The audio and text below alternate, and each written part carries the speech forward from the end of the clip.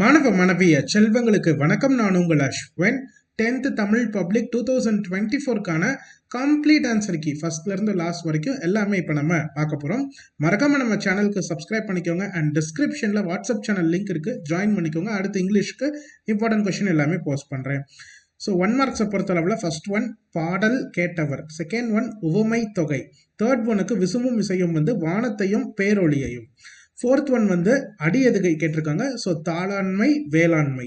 Fifth one வந்து அரியா வினா சுட்டு விடை.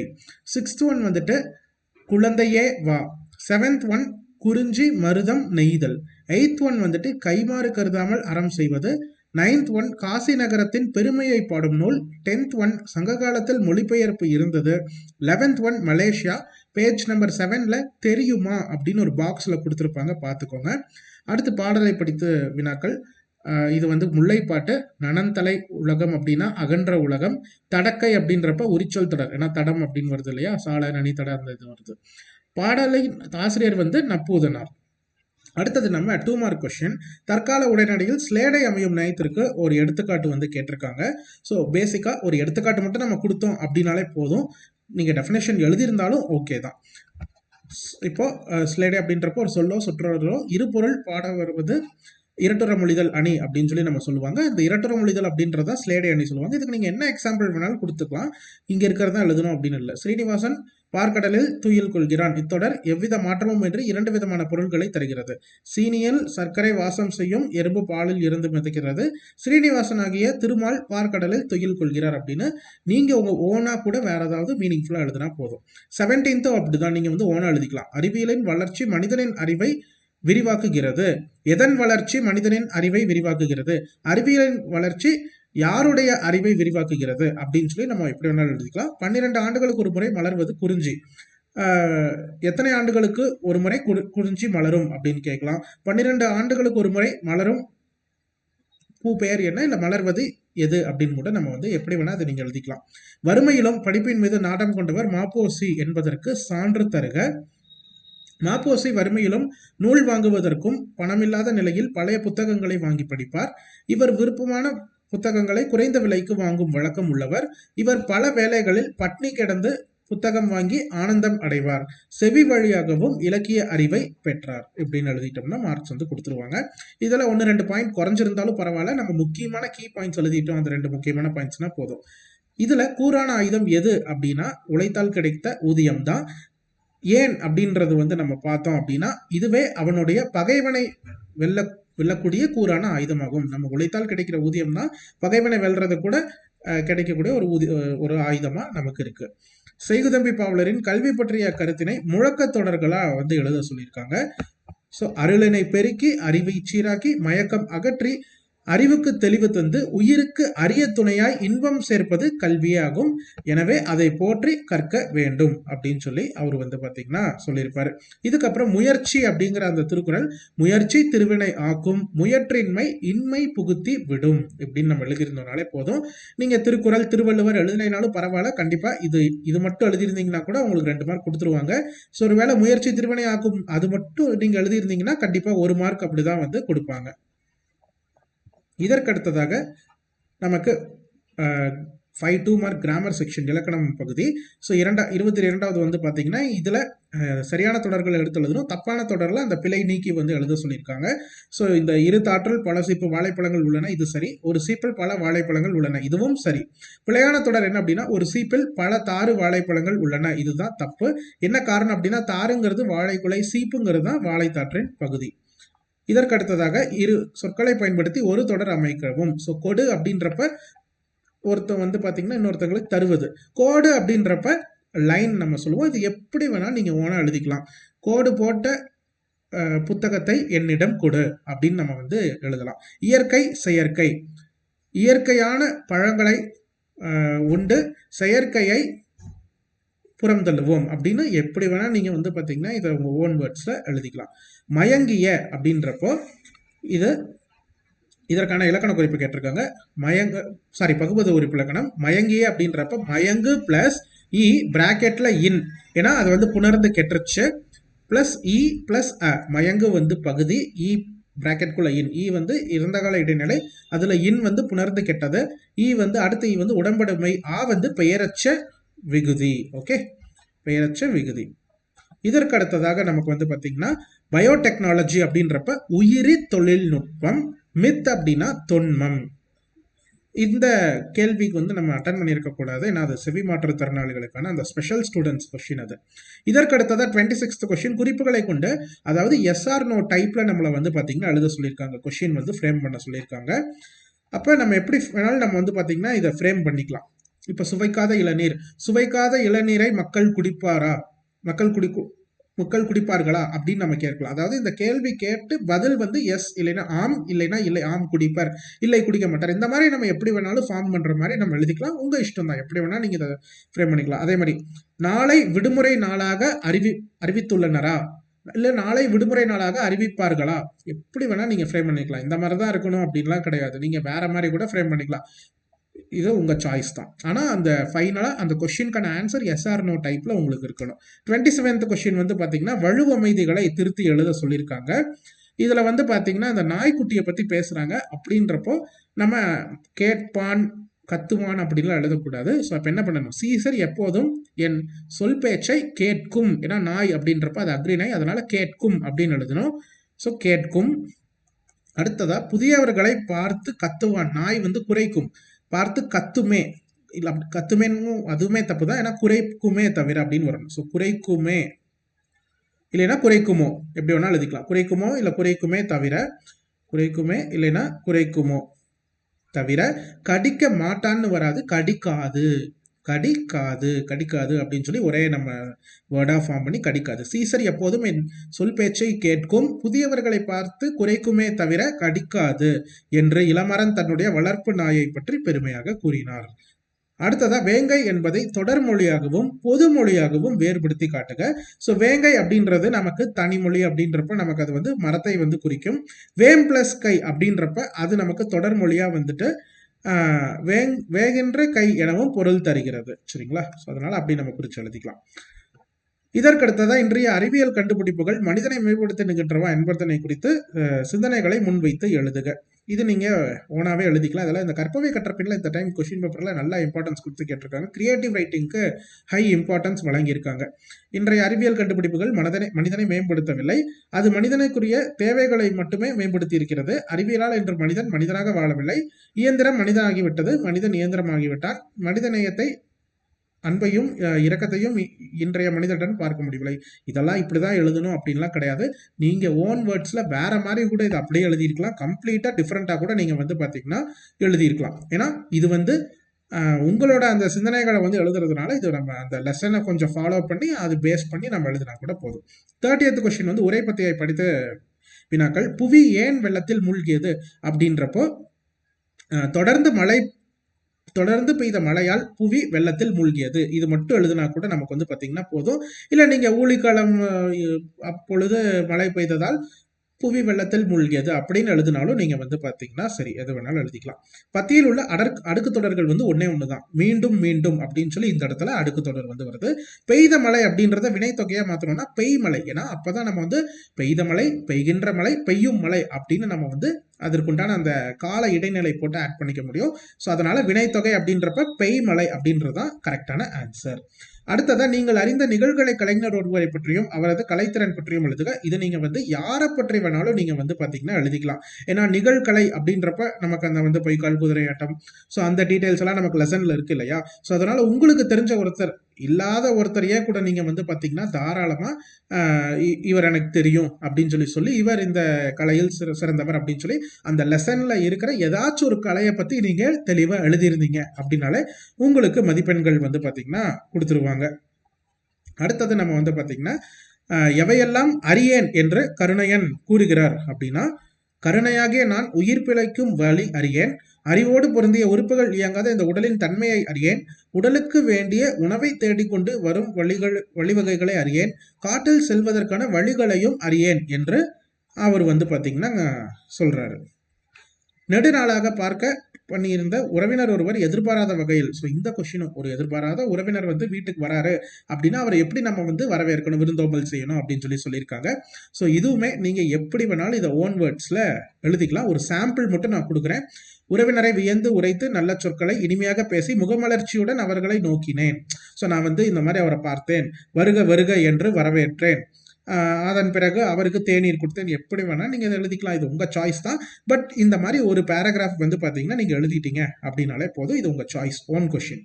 34th வந்து பாத்தீங்கன்னா அடிபரலாமல் எழுதுக, தென்னன் மகளே அதுல இருந்து முடிதாழ வாழ்த்துவுமே அப்படின்ற அந்த இது வந்து பாத்தீங்கன்னா கேட்டிருக்காங்க. ஸோ இது நமக்கு பேஜ் நம்பர் 12ல தமிழ் புக்ல இருக்கு. இங்க தென்னன் மகளே திருக்குறளின் மாண்புகளை இன்னரும் பார்ப்பதே என் தொகையே நற்கணக்கே மண்ணும் சிலம்பே மணிமே கலைவடிவே முன்னும் நினைவால் முடிதாழ வாழ்த்துதுமே அப்படின்னு சொல்லி நம்ம இந்த எழுதிட்டோம் அப்படின்னாலே 3 மார்க் கொடுத்துருவாங்க. வாளால் அறுத்து சுடினும் அப்படின்ற அந்த பெருமாள் திருமொழி பாடல் வந்து பேஜ் நம்பர் 92ல வந்து பாத்தீங்கன்னா நமக்கு இருக்கு. வாளால் அறுத்து சுடினும் மருத்துவன் பால் மாளாத காதல் நோயாளன் போல் மாயத்தால் மீளா துயரத்தரினும் வித்துவ கோட்டம்மா நீ ஆள உனதருளே பார்ப்பன் அடியனே அப்படின்னு சொல்லி நம்ம எழுதிட்டோம் அப்படின்னாலே முடிஞ்சு. இதற்கு அடுத்ததா வந்து பாத்தீங்கன்னா நமக்கு கிராமர் இலக்கண பார்க்ல இருந்து அந்த 3 மார்க் கேட்டிருக்காங்க. ஸோ வினைமுற்றுகள் எல்லாமே தொழிற்பெயரா மாத்தி எழுத சொல்லியிருக்காங்க. இந்த அறிந்து, புரிந்து, தெரிந்து, அதே மாதிரி பிறந்தது, இது எல்லாத்துக்குமே தல் போடணும். எப்படி வரும்னா அறிதல், புரிதல், தெரிதல், பிறத்தல். பிறந்தல் வராது, பிறத்தல், இத்து தாயில் அப்படின்னு சொல்லி நமக்கு பிறத்தல் அப்படி வரும். அடுத்தது அறியாதது, புரியாதது, தெரியாதது, பிறவாதது எல்லாமே மை வந்து நம்ம போடணும். அறியாமை, புரியாமை, தெரியாமை, பிற வாமை. ஓகே, பிற வாமை அப்படின்னு சொல்லி நம்ம போட்டு முடிச்சிடணும். அடுத்ததா இங்க நமக்கு வந்து அணி என்னன்னு கேட்டிருக்காங்க. இதுல சொல் பின் வருநிலை அணி வந்திருக்கு. ஏன் அப்படின்னா ஒரே சொல் மீண்டும் மீண்டும் வந்து வெவ்வேறு பொருள்களை குறிப்பிடுவது சொல் பின் வருநிலை அணி ஆகும். சரியா, சொல் பின் வருநிலை அணி. இங்க நமக்கு ஃபர்ஸ்ட் வந்து பொருள் அல்லவரை பொருளாக செய்யும். இங்க வந்து பொருள் அப்படின்றது நமக்கு வந்து செல்வம் குறிக்குது. ஆனா இங்க பொருள் அடுத்து வந்து பாத்தீங்கன்னா பொருள் அப்படின்றத மதிப்பா வந்து குறிக்குது. பொருள் ஒருத்தர்கிட்ட இல்லை அப்படின்னா அவரை பொருளாக செய்யும் அப்படின்னா அவருக்கு வந்து ஒரு மதிப்பு கொடுக்கறது பொருள் அல்ல தில்லை பொருள் வந்து செல்வம் ஆகும். ஸோ அந்த இடத்துல வேற வேற மீனிங் வந்து வந்திருக்கு. ஸோ இதை நீங்க எழுதி அதுக்கு நீங்க டெஃபினேஷன் கொடுத்துட்டீங்கன்னா போதும். அடுத்தது அழகிட்டு வாய்ப்பாடு தருக. ஸோ ஃபர்ஸ்ட் உலகத்தோ ஊ ல, சரிங்களா, இது வந்து நிறை. கா இத்து வந்து நேர். அடுத்தது தோ மட்டும் தனியா நேர். ஸோ நிறை நேர் நேர் அப்படின்றப்ப நேர் நேர் தேமா, நிறை நேர் புளிமா, அப்ப அதுக்கப்புறம் ஒரு நேர் வருது. ஸோ புளி மாங்காய் ஃபர்ஸ்ட் ஒன். அடுத்தது டொட், டொட் அப்படின்றப்ப நேர், அப்புறம் ஒரு ட நேர். ஸோ நேர் நேர் தேமா. அடுத்தது வந்து பாத்தீங்கன்னா ஒழு, ஒழுங்கிறது நிறை. அடுத்து வந்து பாத்தீங்கன்னா திரும்ப ஒரு நேர் வந்து காயில் அப்படின்றப்ப நேர் வருது. ஸோ அகைன் நிறை நேர் புளிமா. இதுக்கப்புறம் பலகற்றும் அப்படின்றப்ப பால நிறை, காயிற்று வந்து நேர், அப்புறம் ரூயும் வந்து நேர், அப்ப புளி மாங்காய். அதுக்கப்புறமா கல் நேர், லார் அப்படின்றது நேர். ஸோ நேர் நேர் தேமா. அப்புறம் அரி அப்படின்றது நிறை, விழா அப்படின்றது நிறை. ஸோ நிறை நிறை நமக்கு வந்து பாத்தீங்கன்னா கருவிலம். இதுக்கப்புறம் தார் அப்படின்றது நமக்கு நேர் மட்டும்தான் வருது. ஸோ அப்படின்றப்ப நாள் அப்படின்றத நமக்கு அதோடைய அந்த ஃபைனலா கடைசியில வந்து முடியும். ரொம்ப ஈஸி தான். இதுக்கப்புறம் நமக்கு வந்து பாத்தீங்கன்னா தமிழர் மருத்துவ முறைக்கும் நவீன மருத்துவ முறைக்கும் உள்ள தொடர்பு குறித்து விவரித்து எழுதுக. இதுவும் நமக்கு வந்து அந்த கற்றவை கற்றபின் பேஸ் பண்ணி தான் நமக்கு வந்து பாத்தீங்கன்னா கேட்டிருக்காங்க. ஸோ தமிழர் மருத்துவ முறை அப்படின்றது சித்த மருத்துவம். தாவரம், விலங்கு, உலோகம், அதாவது பஞ்சபூதங்கள் எல்லாம் மனித நலனுக்காக பயன்படுவன என்பது சித்த மருத்துவத்தின் கோட்பாடு. தமிழர்கள் நோயை சரிப்படுத்த இயற்கை தரும் இலை, காய், கனிகளிலிருந்தே மருந்தை கண்டனர். வாதம், பித்தம், சீதம் இவை மூன்றும் சமநிலையில் இருந்தால் நோய் நம்மை நாடாது. தமிழர் மருத்துவ முறையில் பக்க விளைவுகள் ஏதும் இல்லை. குணமாவதற்கு சில நாட்கள் ஆனாலும் மீண்டும் அந்நோய் நம்மை தாக்காது. அதுவே நவீன மருத்துவம்ல அறிவியல் வளர்ச்சிக்கு ஏற்ப மருத்துவத்துறையில் பல்வேறு மாற்றங்கள் ஏற்படுகிறது. அறிவியல் முறையில் சுகமளித்தவர்களில் சிறந்தவர் ஹிப்போகிராட்டஸ். நவீன மருத்துவ முறையினால் பக்க விளைவுகள் ஏற்படுவதற்கு சாத்தியக்கூறுகள் உண்டு. நோய் கிருமிகள் உடனடியாக அழிக்கப்படுகின்றன. நோயை குணப்படுத்த முடியாது. ஆனால் இவ்வகை மருத்துவத்துறையில் கவனக்குறைவு ஏற்பட்டால் உயிர் இறுதியாகிவிடும். உதாரணமாக குருதி ஏற்றும் போது தொடர்புடையவர்களின் குருதி ஒரே இனமாக இருக்க வேண்டும். இவையெல்லாம் பரிசோதனை செய்து நோயாளிகளுக்கு குணப்படுத்த வேண்டும். நீங்க ஓனா கொஞ்சம் ஒரு பாயிண்ட்ஸ் மட்டும் நீங்க எழுதிட்டீங்க அப்படின்னாலே போதும். இது ஜஸ்ட் ஒரு சாம்பிளுக்கு தான் எல்லாமே நான் காமிக்கிறேன். பெரியாரை துணைக்கோடல் அப்படின்னு வள்ளுவரோட அந்த கூற்றை வந்து நம்ம விளக்கி நம்ம எழுத சொல்லியிருக்காங்க. ஸோ புக்ல நமக்கு இருக்கிறதே 3 குறள்கள் தான். ஸோ அதுக்கேற்றாப்புல நம்ம ஜஸ்ட் அந்த ஒரு இன்ட்ரடக்ஷன் நம்ம முன்னுரையை போட்டுட்டு அதுக்கப்புறம் நம்ம வந்து பார்த்தீங்கன்னா இதை எழுதிட்டோம் அப்படின்னாலே போதும். அரியவற்றுள் எல்லாம் அரிது, இது பாடல் எழுதணும்னு கூட அவசியம் இல்லை. ஜஸ்ட் பொருள் கிடைத்தற்கரிய பேர்களுள் எல்லாம் பெரும்பேறு பெரியோரை போற்றி துணையாக்கி கொள்ளுதல் ஆகும். குற்றங்கண்ட பொழுது இடித்து கூறும் பெரியாரை துணை கொள்ளாத பாதுகாப்பற்ற மன்னன் பகைவர் இன்றியும் தானே கெடுவான். அடுத்தது இந்த பாடல் கண்டிப்பா எழுதணும், ஏன்னா இது உங்களுக்கு மனப்பாட பாடல் தான். ஸோ பல்லார் பகைகொழலின் பத்தெடுத்த தீமைத்தை நல்லார் தொடர்கை விடல், தான் ஒருவனாக நின்று பலரோடு பகை கொள்வதை காட்டிலும் பல மடங்கு தீமையை தருவது நற்பண்புகளுடையோரின் நட்பை கைவிடுதல் ஆகும். ஓகே, இதுக்கப்புறமா நமக்கு புதிதாக திறன்பேசி வாங்கி இருக்கும் உங்கள் தம்பிக்கு அதை முறையாக பயன்படுத்த சொல்லி ஒரு கடிதம் வந்து எழுத சொல்லியிருக்காங்க. இது ஓன் வேர்ட்ஸ் தான். ஸோ இதுக்கு நான் எதுவுமே கண்டென்ட் உங்களுக்கு சாம்பிள் காமிக்கணும்னு அவசியம் இல்லை. ஜஸ்ட் வந்து பார்த்தீங்கன்னா அன்புள்ள தம்பிக்கு அப்படின்னு நம்ம அந்த டேட் இதெல்லாம் போட்டு அனுப்புனர் பிறனர் அது வந்து நம்ம இதெல்லாம் போட்டோமோ அந்த தேவையான விஷயங்கள் எழுதிட்டு நீ புதிதாக திறன்பேசி வாங்கியுள்ள என்பதை அறிந்தேன் அப்படின்னு சொல்லி சும்மா ஒரு ஏதாச்சும் ஒரு விஷயங்கள் நீங்கள் சொல்லிட்டா போதும். அதே மாதிரி தான் இங்கேயும் வந்து பார்த்தீங்கன்னா நாளிதழ் ஒன்றின் பொங்கல் மலரில் உழவு தொழிலுக்கு வந்தனை செய்வோம் என்ற உங்கள் கட்டுரையை வெளியிட வேண்டி அந்நாளிதழ் ஆசிரியருக்கு கடிதம் எழுதுக. ஸோ நீங்கள் கட்டுரை ஏற்கனவே எழுதி அதை அட்டாச் பண்ணியிருக்கீங்க, அதை வெளியிட சொல்லி கடிதம் மட்டும்தான் நம்ம எழுத போகிறோம், கட்டுரை எதுவும் எழுத போகிறதில்ல.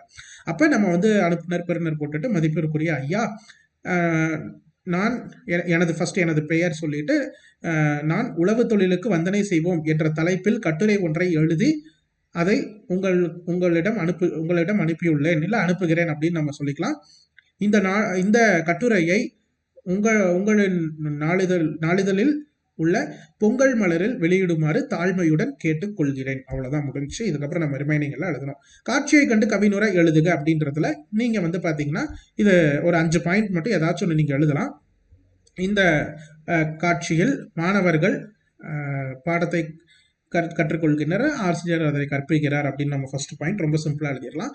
செகண்ட் பாயிண்ட்ல வந்து பாத்தீங்கன்னா இந்த காட்சியில் மரத்தை மனிதனை அழித்துவிட்டு மரத்தின் முக்கியத்துவத்தை பற்றி பேசுகிறான் அப்படின்னு நம்ம வந்து பார்த்தீங்கன்னா இது ஓன் வேர்ட்ஸில் எப்படி வேணாலும் நீங்கள் இதை எழுதிக்கலாம்.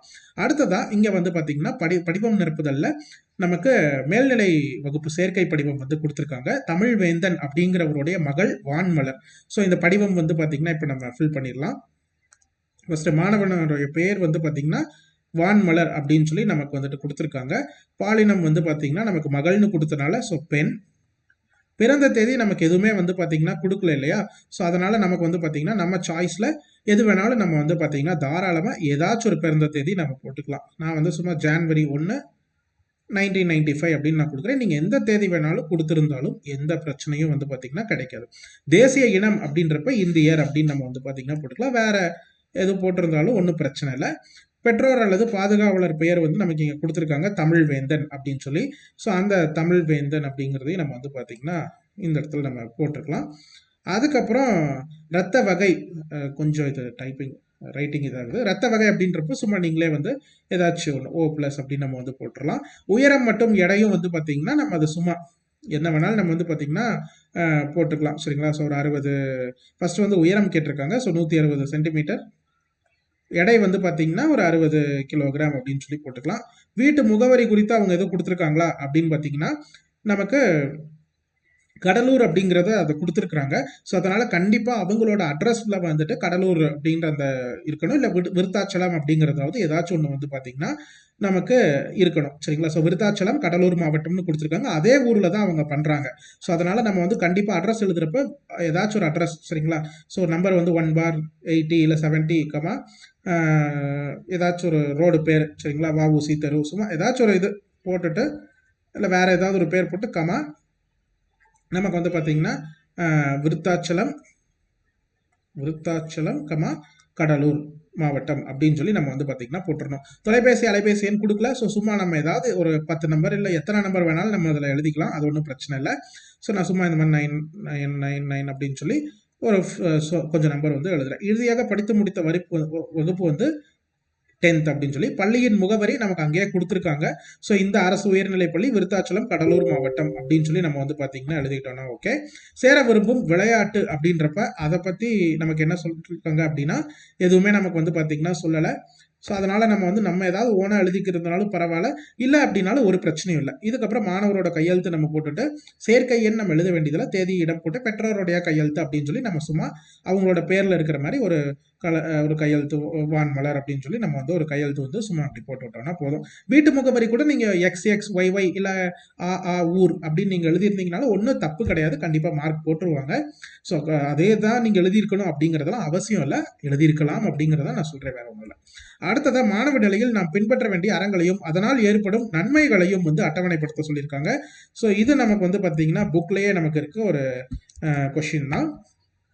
ஸோ இந்த கொஸ்டினுக்கு பார்த்தீங்கன்னா நம்ம எப்படி வேணாலும் இதுக்கு ஓனாக எழுதிக்கலாம். இங்கே நம்ம கொடுத்துருக்காங்க பாருங்கள், நம்ம செய்ய வேண்டிய அறங்கள் தரும் நன்மைகள், நல்ல சொற்களையே தேர்ந்தெடுத்து பேசணும். ஏன்னா அப்படி பேசினா தான் நல்ல நண்பர்களை பெற முடியும், எதிரிகளையும் நண்பராக்கலாம் இப்படின்னு சொல்லி நீங்கள் ஓனாக எப்படி வேணாலும் ஒரு 5 மட்டும் எழுதியிருந்தீங்க அப்படின்னா போதும். பழிவாங்கும் எண்ணத்தை கைவிட வேண்டும், அப்போதுதான் தவறு செய்பவர்களும் நம்மளை பார்த்து வெட்கம் கொண்டு அவர்களும் திருந்துவர் அப்படின்னு சொல்லி ஓனா நீங்கள் எப்படி வேணாலும் இதை ஒரு 5 பாயிண்ட் எழுதியிருக்கலாம். அடுத்ததாக மொழிபெயர்த்தல், இதில் நமக்கு தெருக்கூத்து. இங்கே நான் போட்டிருக்கேன், ஒரு செகண்ட் இந்த வீடியோவை பாஸ் பண்ணி செக் பண்ணி பார்த்துக்கோங்க, நம்ம இந்த மாதிரி எழுதியிருக்கோமா, கரெக்டாக எழுதியிருக்கோமான்னு. சரியா? ஓகே. இதற்கு அடுத்ததாக இந்த செவி மாற்றுத்திறனாளிகளுக்கான வினா இது நமக்கு கிடையாது. ஸோ அதனால் அதை விட்டுறலாம், ஒன்லி ஃபார் ஸ்பெஷல் ஸ்டூடெண்ட்ஸ். இதுக்கப்புறம் நமக்கு பார்த்தீங்கன்னா ஒரு குழந்தையை தூக்கவும் இந்த இதில் செயற்கை நுண்ணறிவு எதிர்கால வெளிப்பாடுகள் இருக்கு. ஸோ செயற்கை நுண்ணறிவு பொறுத்தளவில் நமக்கு இந்த குறிப்பு சட்டகம்லாம் போட்டுட்டு ஒரு 8 கருத்துக்கள் உள்ள மாதிரி நம்ம எழுதிட்டோம் அப்படின்னாலே டெஃபினட்டாக 8 மார்க் கொடுத்துருவாங்க. ஸோ செக் பண்ணி பாருங்கள், ஒரு டைம் நான் அப்படியே ஸ்க்ரால் பண்ணுறேன், செக் பண்ணி பாருங்கள் இதெல்லாம் இந்த கருத்துக்கள்லாம் நம்ம எழுதியிருக்கோமா அப்படின்றத. பாஸ் வேணாலும் நீங்கள் பண்ணிக்கோங்க, பொறுமையாக பாஸ் பண்ணி கூட பார்த்துக்கோங்க. இதெல்லாம் முக்கிய கருத்துக்கள்.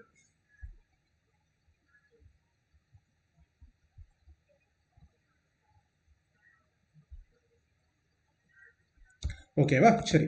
இதற்கு அடுத்தது பார்த்தீங்கன்னா நமக்கு எவரேனும் ஒரு அறிஞர், சான்றோர், புகழ்பெற்ற சாதனையாளர் வாழ்வில் நடந்த நிகழ்வுகள் ஒன்றை அவரை செய்வதை போன்ற தன்ன வரலாறாக மாற்றி எழுதுக. அதாவது ஆட்டோபயோகிராஃபி எழுதுற மாதிரி யாரோ ஒரு சான்றோர் யாரை பற்றி வேணாலும் நீங்கள் இதை எழுதிக்கலாம். இது கம்ப்ளீட்லி ஓன் கொஸ்டின், பலவில் தெரிக அந்த பேஸ் பண்ணி தான் நம்மளை பார்த்தீங்கன்னா இதை கேட்டிருக்கிறாங்க. ஸோ அப்படின்றப்ப இது பார்த்தீங்கன்னா இப்போ அறிஞர் அண்ணாவை பற்றி கூட நீங்கள் தாராளமாக எழுதிக்கலாம். ஸோ இந்த மாதிரி இப்போ இங்கே ஒரு எக்ஸாம்பிள் கொடுத்துருக்காங்க பாருங்க, அண்ணாவாகிய நான் என்னை பொறுத்தவரை சிந்திப்பதும் படிப்பதும் என் வாழ்வின் ஒரு பகுதியாகும் சொல்லி நீங்கள் யாரை பற்றி வேணாலும் எழுதிருக்கலாம், என்ன வேணாலும் நீங்கள் பார்த்தீங்கன்னா இந்த கொஸ்டினுக்கு ஆன்சர் பண்ணிருக்கலாம். ஆனால் ஒரு 8 கருத்துக்கள் இருக்கிற மாதிரி கொடுத்துருந்தீங்க வித்தவுட் எனி மிஸ்டேக்னா கண்டிப்பாக உங்களுக்கு 8 மார்க் கொடுத்துருவாங்க. இதுக்கப்புறமா அழகிரிசாமியின் ஒருவன் இருக்கிறான் சிறுகதையில் மனிதத்தை வெளிப்படுத்தும் கதை மாந்தர் குறித்து எழுதுக அப்படின்னு சொல்லி கொடுத்துருக்காங்க. ஸோ அந்த மனித கதை மாந்தர் யாருன்னா வீரப்பன். ஸோ வீரப்பனை பற்றி நம்மளை பார்த்தீங்கன்னா எழுத சொல்லியிருக்காங்க. அன்பாளர். ஸோ அப்படியே நான் ஸ்க்ரால் பண்ணுறேன், ஒரு டைம் நீங்கள் பார்த்துக்கோங்க. அன்பாளர் அப்படின்றப்போ இங்கே கொடுத்துருக்காங்க. அதுக்கப்புறம் கொடையாளர், இதுக்கப்புறம் பண்பாளர், அதுக்கப்புறம் முடிவுரை. ஸோ அன்பாளர், பண்பாளர், கொடையாளர் அப்படின்னு சொல்லி நமக்கு அந்த தேவையான கருத்துக்கள் இங்கன்னா ஒவ்வொரு இதுக்கிலையும் நம்ம நிறையா கொடுத்துருக்காங்க. ஸோ அதனால் 3 சப்டிவிஷன். நீங்கள் வேணால் இன்னும் எக்ஸ்ட்ரா போட்டிருந்தீங்கனாலும் பிரச்சனை இல்லை, பட் இதெல்லாமே முக்கியமான கருத்துக்களாக நீங்கள் இதை பார்த்துக்கணும். சரியா? இதுக்கப்புறம் நமக்கு பார்த்தீங்கன்னா ராமானுஜர் நாடகம் வெளிப்படுத்தும் மனித நேயத்தை சுவைப்பட விளக்கி எழுதுக. ஸோ டோட்டலாக அதை நீங்கள் சுருக்கி அந்த மனித நேயத்தை எழுதிட்டீங்க அப்படின்னாலே போதும். இதுக்கப்புறம் 45th ஏ பார்த்தீங்கன்னா நமக்கு கதை இல்லை கட்டுரை இல்லை சிறுகதை கவிதை நூலுக்கான மதிப்புரை எழுத சொல்லியிருக்காங்க. ஸோ நம்ம நூலகத்தில் படித்ததை பற்றி இது நம்ம கிரியேட்டிவான ஒரு கொஷின். ஸோ நம்ம நூலின் தலைப்பு அப்படின்னு சொல்லி போட்டு நம்ம ஏதாச்சும் ஒரு கட்டுரை பற்றி கூட எழுதலாம். இந்த கட்டுரையோட மையப்பொருள் என்ன அப்படின்றது பார்த்தீங்கன்னா எந்த கட்டுரை பற்றி வேணாலும் நம்ம இதில் எழுதிருக்கலாம். மொழி நடை என்ன, வெளிப்படுத்தும் கருத்து, இந்த சப்ஹெட்டிங்ஸ்லாம் போட்டு கரெக்டாக எழுதிட்டோம்னா 8 மார்க் கொடுத்துருவாங்க. இல்லை அப்படின்னா குறிப்புகளை பயன்படுத்தி சாலை பாதுகாப்பு அப்படின்னு சொல்லி நம்ம என்ன வேணாலும் எழுதிக்கலாம். சாலை விதிகளை அறிவோம் அப்படின்றப்ப நம்ம தலை கவசம் அணிய வேண்டும் அப்படின்னு இதெல்லாம் உங்கள் ஓன் கொஸ்டின். இதுக்கு நான் ஆன்சர் கொடுக்கணும் அப்படின்னு எதுவுமே இல்லைன்னா நீங்கள் ஒவ்வொருத்தவங்க ஒவ்வொரு மாதிரி எழுதிருப்பீங்க. இதுக்கு இதுதான் ஆன்சர்னும் கிடையாது. எப்படி வேணாலும் மாணவர்கள் விருப்பப்படி எழுதலாம். இன்ஃபேக்ட் பப்ளிக்ல ஆன்சர் கீ அப்படி தான் தருவாங்க. இதுக்கு பொருத்தமான விடை எழுதியிருப்பேன், முழு மதிப்பெண்கள் வழங்கலாம் அப்படின்னு தான் கொடுத்துருப்பாங்க. இது ஓனா நீங்கள் எழுதக்கூடிய கண்டென்ட் தான் 45. ஸோ ஓகே ஸ்டூடெண்ட்ஸ், எக்ஸாம்ஸ் எப்படி இருந்துச்சு, ஈஸியாக இருந்துச்சா டஃபாக இருந்துச்சாங்கிறத மறக்காம கமெண்ட் பண்ணுங்கள். That's it. தேங்க்யூ.